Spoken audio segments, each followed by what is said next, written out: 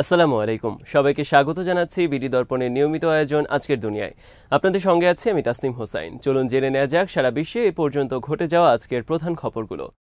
যুক্তরাষ্ট্র থেকে আনা দূরপাল্লার ক্ষেপণাস্ত্র ATACMS ব্যবহার করে ইউক্রেন রাশিয়ার কুরস্ক অঞ্চলে একটি গুরুত্বপূর্ণ আকাশ প্রতিরক্ষা ব্যবস্থা এবং একটি বিমান ঘাঁটিতে আঘাত হেনেছে বলে জানিয়েছে রুশ প্রতিরক্ষা মন্ত্রণালয়। হামলার একদিন পর এক বিবৃতিতে মন্ত্রণালয় এই তথ্য জানায়। এই হামলার প্রতিশোধ নেওয়ার হুমকিও দিয়েছে মস্কো। আর ইউক্রেনের বিমান বাহিনী বলেছে, গত সোমবার রাতে একযোগে রেকর্ড 188টি ড্রোন দিয়ে হামলা চালিয়েছে রাশিয়া। এতে ইউক্রেনের গুরুত্বপূর্ণ বিভিন্ন স্থাপনা ক্ষতিগ্রস্ত হয়েছে।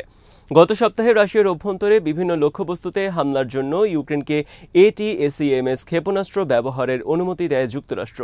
এরপর থেকে ইউক্রেন যুদ্ধে উত্তেজনা আরও তীব্র হয়েছে। এই যুদ্ধে ইউক্রেনের বিরুদ্ধে লড়ার জন্য রাশিয়া উত্তর কোরিয়ার সেনা মোতায়েন করায় ইউক্রেনকে যুক্তরাষ্ট্র নিজেদের তৈরি বিশেষ এই ক্ষেপণাস্ত্র ব্যবহারের অনুমতি দিয়েছে বলে ধারণা করা হচ্ছে। জবাবে রাশিয়া গত সপ্তাহে নতুন মাঝারি পাল্লার হাইপারসনিক ক্ষেপণাস্ত্র ওরেশনিক ব্যবহার করে ইউক্রেনের নিপ্রো শহরে হামলা চালায়। রুশ ভূখণ্ডে ATACMS ক্ষেপণাস্ত্র ব্যবহার করে মঙ্গলবারের হামলার বিষয়ে রাশিয়া প্রথমে বলেছিল, বিস্ফোরিত ক্ষেপণাস্ত্রের বিভিন্ন টুকরা পড়ে একটি সামরিক স্থাপনায় আগুন লেগে যায়। রুশ প্রতিরক্ষা মন্ত্রণালয় এখন বলছে, ইউক্রেনে নিক্ষেপ করা 5টি ATACMS ক্ষেপণাস্ত্রের 3টি ধ্বংস করা হয়েছে, তবে 2টি ক্ষেপণাস্ত্র লক্ষ্যবস্তুতে আঘাত করতে সক্ষম হয়। এতে একটি রাডার ব্যবস্থা ক্ষতিগ্রস্ত হয় এবং হতাহতের ঘটনা ঘটে। এদিকে গত সোমবার রাশিয়ার শক্তিশালী আকাশ প্রতিরক্ষা ক্ষেপণাস্ত্র S-400 ধ্বংস করে দেয় ইউক্রেন। এই ঘটনাকে অনেক বেশি গুরুতর হিসেবে ধরা হচ্ছে। S-400 ক্ষেপণাস্ত্রকে যুক্তরাষ্ট্রের প্যাট্রিয়ট ক্ষেপণাস্ত্র ব্যবস্থার সমকক্ষ বা তার চেয়েও উন্নত বলে ধরা হয়। রুশ প্রতিরক্ষা মন্ত্রণালয় বিবৃতিতে বলেছে, রাশিয়ার ভূখণ্ডে ATACMS ক্ষেপণাস্ত্র ব্যবহার করে হামলার প্রতিশোধ নিতে প্রস্তুতি নেওয়া হচ্ছে। পরিস্থিতি নিয়ন্ত্রণে আছে। ভারতের বিখ্যাত আজমির শরীফের নিচে মন্দির আছে এমন দাবি করে আদালতে পিটিশন দায়ের করেছে হিন্দুত্ববাদী সংগঠন হিন্দু সেনা। গত সেপ্টেম্বরে এই পিটিশন দায়ের করার পর বুধবার রাজস্থান রাজ্যের একটি আদালত দাবিটি খতিয়ে দেখার নির্দেশ দিয়েছে। এনডিটিভির প্রতিবেদনে বলা হয়েছে, পিটিশন দায়ের করা ব্যক্তিরা দাবি করেছে, সুফি সাধক মঈনুদ্দিন চিশতির দরগা, যা আজমির শরীফ হিসেবে পরিচিত, সেখানে একটি শিব মন্দির রয়েছে। তারা আজমির শরীফে আবারও পূজা করার অনুমতি প্রদানের দাবি জানিয়েছেন। পিটিশনারদের আইনজীবী যোগেশ শিরোজা বলেছেন, দেওয়ানি বিচারক মনমোহন চান্দেল এই ব্যাপারে আজমির দরগাহ কমিটি এবং সংখ্যালঘু মন্ত্রণালয় ও ভারতীয় ভূতত্ত্ব জরিপ সংস্থার নয়াদিল্লি অফিসকে নোটিশ দিয়েছে। তাদের সবাইকে নিজ নিজ জবাব দেওয়ার নির্দেশ দিয়েছেন তিনি। মাত্র 2 দিন আগে উত্তরপ্রদেশের সম্ভালে মসজিদের নিচে মন্দির থাকার দাবি নিয়ে ব্যাপক সংঘর্ষ বাধে। সেখানে পুলিশ অন্তত 6 মুসলিমকে গুলি করে হত্যা করে। আজমির শরীফ নিয়ে পিটিশন দায়ের করা উগ্রপন্থী শিবসেনার প্রধান নেতা বিষ্ণুগুপ্ত বলেছেন, আমাদের দাবি হলো আজমির শরীফকে সংকটমোচন মহাদেব মন্দির হিসেবে ঘোষণা করতে হবে। যদি দরগার কোনো ধরনের রেজিস্ট্রেশন থাকে সেটি বাতিল করতে হবে। ভূতত্ত্ব জরিপ সংস্থাকে দিয়ে জরিপ করাতে হবে এবং হিন্দুদের সেখানে পূজা করার অধিকার দিতে হবে। আদালতে দায়ের করা পিটিশনে 1911 সালে অবসরপ্রাপ্ত বিচারক হরবিলাস সর্দার লেখা একটি বইয়ের উদ্ধৃতি দেওয়া হয়েছে। এতে বলা হয়েছে, আজমির শরীফের চারপাশে হিন্দু ধর্মের মৃৎশিল্প এবং খোদাই করা হয়েছে। ওই বইয়ে দাবি করা হয়েছিল, শিব মন্দিরের ধ্বংসাবশেষ দিয়ে আজমির শরীফ তৈরি করা হয়েছে এবং দরগাটির সবচেয়ে পবিত্রতম জায়গায় এখন একটি জৈন মন্দির রয়েছে। তবে দরগা কমিটি এই দাবি অস্বীকার করেছে। তারা বলছে, এখানে আফগানিস্তান থেকে শুরু করে ইন্দোনেশিয়া সহ সব ধর্মবর্ণের মানুষ আসেন। এখানে বহু তত্ত্ববাদ প্রচার করা হয়। লেবাননের প্রতিরোধ সংগঠন হিজবুল্লাহর সাথে ইসরায়েলের যুদ্ধবিরতি কার্যকর হয়েছে বুধবার ভোর থেকে। ঘোষণার পরই দক্ষিণ লেবাননের গ্রামগুলোতে ফিরতে শুরু করেছেন লেবানিজ নাগরিকরা। তবে উত্তর ইসরায়েলের অবৈধ ইহুদি বসতিগুলো বিরাজ করছে এখন আতঙ্কের মধ্যে। বাসিন্দারা ফিরতে ভয় পাচ্ছেন। তারা নিরাপত্তা ব্যবস্থা নিশ্চিত না করে যুদ্ধবিরতিতে রাজি হওয়ার বিষয়টিকে ইসরায়েলি সরকারের পরাজয় হিসেবে দেখছেন। আল মায়াদিনের খবরে বলা হয়েছে, লেবানিজ নাগরিকরা যখন নিজ নিজ বাড়িতে ফিরতে শুরু করেছেন, তখনও ইসরায়েলিদের মধ্যে বিরাজ করছে আতঙ্ক। তারা চেয়েছিলেন হিজবুল্লাহর আক্রমণের হুমকি থেকে পুরোপুরি নিশ্চিত হতে, কিন্তু হিজবুল্লাহকে পরাজিত করতে পারেনি ইসরায়েল। অদূর ভবিষ্যতে সেই সম্ভাবনা না থাকায় এবং হিজবুল্লাহর রকেট হামলায় পুরো ইসরায়েল জুড়ে আতঙ্ক বিরাজ করায় তারা যুদ্ধবিরতিতে রাজি হয়েছে।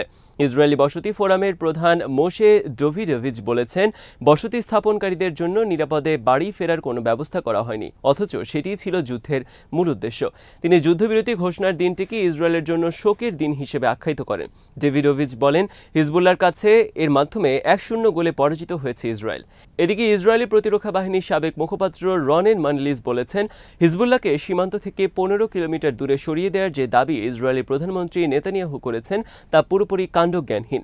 সাবেক এই কর্মকর্তা বলেন, দক্ষিণ লেবাননের প্রতিটি গ্রামের বাসিন্দারাই হিজবুল্লাহ ইসরায়েলের সীমান্তের পাশেই আছে। এই অবস্থা কখনো বদলানো যাবে না। ইসরায়েলি মিলিটারি ইন্টেলিজেন্সের সাবেক প্রধান তামির হাইমান বলেছেন, লেবানন যুদ্ধে ইসরায়েলি বাহিনী উদ্দেশ্য অর্জন করতে পুরোপুরি ব্যর্থ হয়েছে। 1 মাসেরও বেশি সময় ধরে লেবাননে স্থল অভিযান চালিয়েছে ইসরায়েলি বাহিনী। তারও 1 বছর আগে থেকে চালিয়েছে বিমান ও ড্রোন হামলা।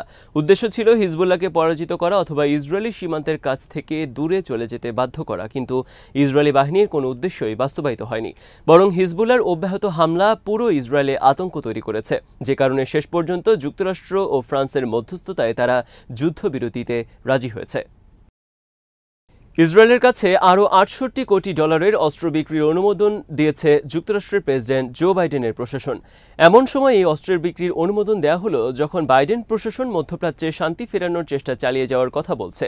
ইসরায়েল এবং লেবাননের হিজবুল্লাহ গোষ্ঠীর মধ্যে বাইডেনের যুদ্ধবিরতি ঘোষণা দেওয়ার পরদিন বুধবার এই অস্ত্র বিক্রি চুক্তির খবর সংবাদ মাধ্যমে আসে। ফিলিস্তিনের গাজায় ইসরায়েল এবং হামাসের মধ্যেও একই ধরনের যুদ্ধবিরতি চুক্তিতে পৌঁছতে নতুন করে চেষ্টা চালানোরও অঙ্গীকার করেছেন তিনি। যদিও বাইডেন অনেকবার এই ধরনের অঙ্গীকার করেছিলেন, কিন্তু তা বাস্তবায়নে ব্যর্থ হয়েছেন। অস্ট্রের এই প্যাকেজ চূড়ান্ত করা নিয়ে কয়েক মাস ধরে কাজ চলছিল।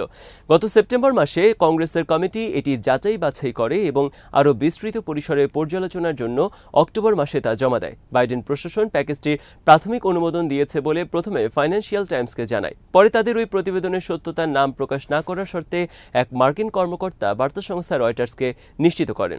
সর্বশেষ এই অস্ত্রের চালানের মধ্যে রয়েছে কয়েকশো বোমা এবং সাধারণ বোমাকে লক্ষ্যবস্তুতে নির্ভুলভাবে হামলার উপযোগী করে তোলার কয়েক হাজার সরঞ্জাম। দুটি সংবাদ মাধ্যমের প্রতিবেদনেই এই কথা বলা হয়েছে। তবে বাইডেন প্রশাসনের পক্ষ থেকে আনুষ্ঠানিকভাবে এই খবরের সত্যতা নিশ্চিত করা হয়নি। অস্ত্র বিক্রির এই সময়টি মধ্যপ্রাচ্য সংঘাত নিয়ে যুক্তরাষ্ট্রের মিশ্র অবস্থান তুলে ধরেছে। দেশটির একদিকে যুদ্ধবিরতি আলোচনায় এগিয়ে নিতে সহযোগিতা করছে, অন্যদিকে ইসরায়েলের কাছে কয়েকশো কোটি ডলারের অস্ত্র বিক্রি করেছে। ইসরায়েলের হামলায় ফিলিস্তিন এবং লেবাননে হাজার হাজার মানুষ নিহত হয়েছেন। ইসরায়েলের বিমান হামলায় নিহত হওয়ার 2 মাস পর সাবেক প্রধান নেতা হাসান নাসরুল্লাহর দাফন অনুষ্ঠান আয়োজন করবে হিজবুল্লাহ।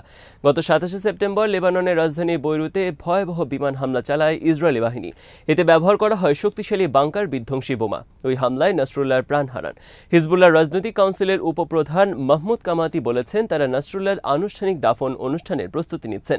বুধবার দখলদার ইসরায়েলের সঙ্গে হিজবুল্লাহর 2 মাসের যুদ্ধবিরতি শুরু হয়েছে। আর যুদ্ধবিরতি কার্যকর হওয়ার পরই এমন ঘোষণা দিল সশস্ত্র গোষ্ঠী। ইসরায়েলি হামলায় নিহত হওয়ার পর নাসরুল্লাহর লাশ উদ্ধার করে দ্রুত সময়ের মধ্যে অজ্ঞাত স্থানে কবরস্থ করা হয়। এখন তার সম্মানে অনুষ্ঠান আয়োজন করা হবে আনুষ্ঠানিকভাবে দাফনের জন্য। বৈরুতে এক সংবাদ সম্মেলনে মাহমুদ কামাতি বলেছেন, ওই সময় তার দাফন অনুষ্ঠান স্থগিত করা হয়। তিনি যে দাফন অনুষ্ঠানের যোগ্য, আমরা এখন সেটির আয়োজন করছি। তাকে বিদায় জানানোর অনুষ্ঠান হবে প্রকাশ্য এবং আনুষ্ঠানিক। হাসান নাসরুল্লাহ ছাড়াও হিজবুল্লাহর দ্বিতীয় সর্বোচ্চ নেতা হাসিম সফিউদ্দিনকেও হত্যা করেছে ইসরায়েলি বাহিনী। নাসরুল্লাহর মৃত্যুর পর সফিউদ্দিনের হিজবুল্লাহর প্রধান হওয়ার কথা ছিল। ইসরায়েলি হামলায় তিনিও নিহত হওয়ার পর সশস্ত্র এই গোষ্ঠীর প্রধানের দায়িত্ব নেন নাইম কাসেম। মিয়ানমারের জান্তা প্রধান মিং অং লাইংয়ের বিরুদ্ধে গ্রেপ্তারি পরোয়ানা জারির আবেদন করবে আন্তর্জাতিক অপরাধ আদালতের প্রধান কৌঁসুলির কার্যালয়। বুধবার প্রধান কৌঁসুলির কার্যালয়ের এক বিবৃতিতে বলা হয়, মিয়ানমারের সংখ্যালঘু রোহিঙ্গা জনগোষ্ঠীর বিরুদ্ধে মানবতা বিরোধী অপরাধের অভিযোগ মিং অং লাইয়ের বিরুদ্ধে গ্রেপ্তারি পরোয়ানা জারির জন্য আবেদন করা হবে। আবেদন করলে বিষয়টি আইসিসির 3 সদস্যের একটি বিচারক প্যানেলের কাছে চলে যাবে। রোহিঙ্গাদের বাড়িঘর থেকে উচ্ছেদ এবং তাদের উপর চালানো নির্যাতনের জন্য মিং অং লাইংয়ের দায়ী হওয়ার যৌক্তিক ভিত্তি থাকলে এবং 3 বিচারক যদি একমত হন, তাহলে নেদারল্যান্ডসের হেগ ভিত্তিক আন্তর্জাতিক এই আদালত তার বিরুদ্ধে গ্রেপ্তারি পরোয়ানা জারি করবেন। এই সিদ্ধান্ত নেওয়ার জন্য নির্ধারিত কোনো সময়সীমা নেই, তবে আইসিসি থেকে কোনো গ্রেপ্তারি পরোয়ানা জারির ক্ষেত্রে সাধারণত 3 মাসের মতো সময় লাগে। আইসিসির প্রধান কৌঁসুলির কার্যালয়ের বিবৃতিতে আরও বলা হয়েছে, রোহিঙ্গাদের বিরুদ্ধে সংঘটিত মানবতা বিরোধী অপরাধের বিষয়ে ব্যাপক, নিরপেক্ষ এবং স্বাধীনভাবে তদন্ত করার পর মিং অং লাইংয়ের বিরুদ্ধে গ্রেপ্তারি পরোয়ানা জারির আবেদন করার সিদ্ধান্ত নেওয়া হয়েছে।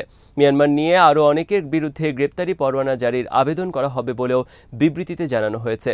মিয়ানমার সরকার উচ্চ পর্যায়ে থাকা কর্তা ব্যক্তিদের বিরুদ্ধেই প্রথমবারের মতো গ্রেপ্তারি পরোয়ানার আবেদন করতে যাচ্ছে আইসিসির প্রধান কৌঁসুলির কার্যালয়। আগামী দিনগুলো এরকম আরও আবেদন করা হবে। মিং অংলাইংয়ের বিরুদ্ধে গ্রেপ্তারি পরোয়ানা জারির জন্য এই সিদ্ধান্তের বিষয়টি নিয়ে প্রতিক্রিয়া জানাতে মিয়ানমারের জান্তা প্রধানের একজন মুখপাত্রের সঙ্গে যোগাযোগ করেছিল রয়টার্স, তবে কোনো সাড়া পাওয়া যায়নি। আজ এখানেই শেষ করছি। সবাই ভালো থাকুন, সুস্থ থাকুন আর দেখতে থাকুন বিডি দর্পণ। চ্যানেলটি ভালো লাগলে সাবস্ক্রাইব করুন, সংযুক্ত থাকুন আমাদের ফেসবুক পেজে। আল্লাহ হাফেজ। আজ এখানেই শেষ করছি। সবাই ভালো থাকুন, সুস্থ থাকুন আর দেখতে থাকুন বিডি দর্পণ। চ্যানেলটি ভালো লাগলে সাবস্ক্রাইব করুন, সংযুক্ত থাকুন আমাদের ফেসবুক পেজে। আল্লাহ হাফেজ।